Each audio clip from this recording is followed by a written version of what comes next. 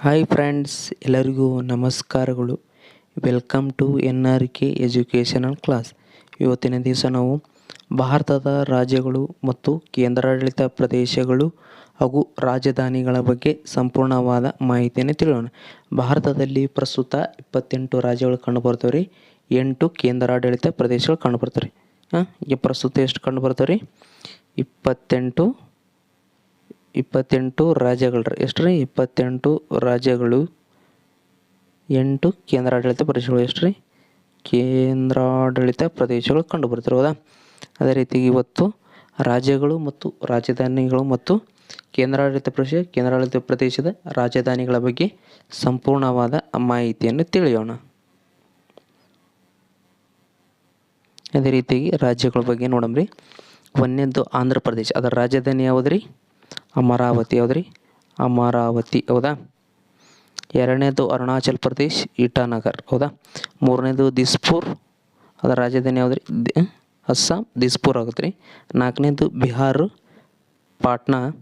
ಐದನೇದು ಛತ್ತೀಸ್ಗಢ್, ರಾಯ್ಪುರ್. ಗೋವಾ, ಪಣಜಿರಿ, ಆರನೇದು, ಹೌದಾ?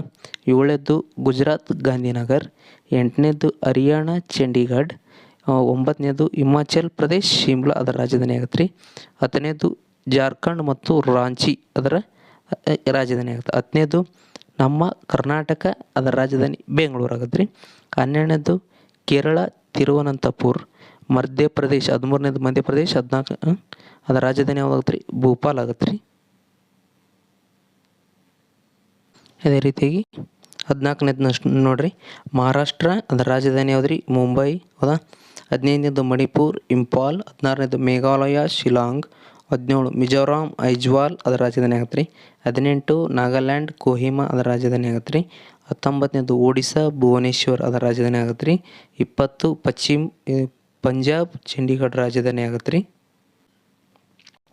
ಅದೇ ರೀತಿಯಾಗಿ 21ನೇದು ಯಾವ್ದು ರೀ? ರಾಜಸ್ಥಾನ ರಾಜಧಾನಿ ಜೈಪುರ್ ಆಗುತ್ತೆ ರೀ. ಅದೇ ರೀತಿಯಾಗಿ 22ನೇದು ಸಿಕ್ಕಿಂ, ಅದರ ರಾಜಧಾನಿ ಯಾವ್ದು ರೀ?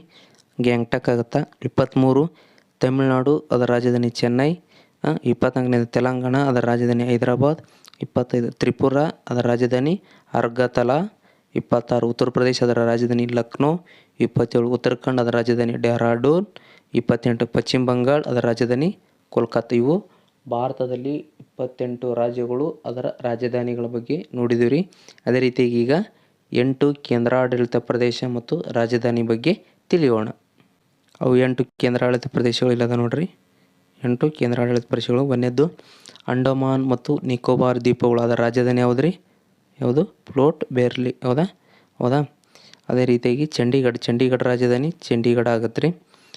ಮೂರನೇದು ರೀ ದಾದ್ರಾ ಮತ್ತು ನಗರ ಹವೇಲಿ, ದಮನ್ ಮತ್ತು ದಿಯು, ಅದರ ರಾಜಧಾನಿ ಯಾವುದಾಗುತ್ತೆ ರೀ? ದಮನ್ ಆಗುತ್ತೆ. ಅದೇ ರೀತಿ 4ನೇದು ನೋಡ್ರಿ, ದೆಹಲಿ ನಮ್ಮ ರಾಷ್ಟ್ರೀಯ ರಾಜಧಾನಿ ಪ್ರದೇಶ ಅಂತಂದೇಳಿ ಕರೀತಾರೆ, ಹೌದಾ ರೀ? ರಾಷ್ಟ್ರೀಯ ರಾಜಧಾನಿಗಳ ಪ್ರದೇಶ ಅಂತಂದೇಳಿ ಕರೀತಾರೆ. ಅದೇ ರೀತಿ 5ನೇದು ನೋಡ್ರಿ, ಜಮ್ಮು ಮತ್ತು ಕಾಶ್ಮೀರ್, ಹೌದಾ? ಜಮ್ಮು ಕಾಶ್ಮೀರದ್ದು 2 ರಾಜಧಾನಿ ಕಂಡು ಬರ್ತಾರೆ ರೀ. ಒಂದನೇದು ಶ್ರೀನಗರ, ಇದು ಬೇಸಿಗೆ ಕಾಲದಾಗ ಕಂಡು ಬರುತ್ತೆ ರೀ, ಹೌದಾ? ಚಳಿಗಾಲದಾಗ ಯಾವುದು ಕಂಡು ಬರ್ತಾರೆ ರೀ? ಜಮ್ಮು ಕಾಶ್ಮೀರ ಕಂಡು ಬರ್ತಾರೆ. ಯಾವ್ದು ಕಂಡು ಬರ್ತಾರೆ ರೀ? ಚಳಿಗಾಲದ ಜಮ್ಮು ಕಾಶ್ಮೀರ ಕಂಡು ಬರುತ್ತೆ. ಅದೇ ರೀತಿಯಾಗಿ 6ನೇದು ಯಾವ್ದು ರೀ? ಲಡಾಖ್, ಅದರ ರಾಜಧಾನಿ ಲೇಹ. ಅದೇ ರೀತಿ 7ನೇದು ಯಾವ್ದು ರೀ? ಲಕ್ಷದ್ವೀಪ, ಅದರ ರಾಜಧಾನಿ ಕರವತ್ತಿ, ಯಾವ್ದು ರೀ? ಕರವತ್ತಿ ರಾಜಧಾನಿ ಆಗುತ್ತಾ.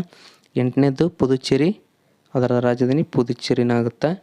ಇದು 28 ರಾಜ್ಯಗಳು ಮತ್ತು 8 ಕೇಂದ್ರಾಡಳಿತ ರಾಜ್ಯಗಳು ಮತ್ತು ರಾಜಧಾನಿಗಳ ಬಗ್ಗೆ ಸಂಪೂರ್ಣವಾದ ವಿವರಣೆಯನ್ನು ನೀಡಲಾಗಿದೆ. ವಿಡಿಯೋ ನೋಡಿದ್ದಕ್ಕಾಗಿ ಎಲ್ಲರಿಗೂ ಧನ್ಯವಾದಗಳು. Thank you very much.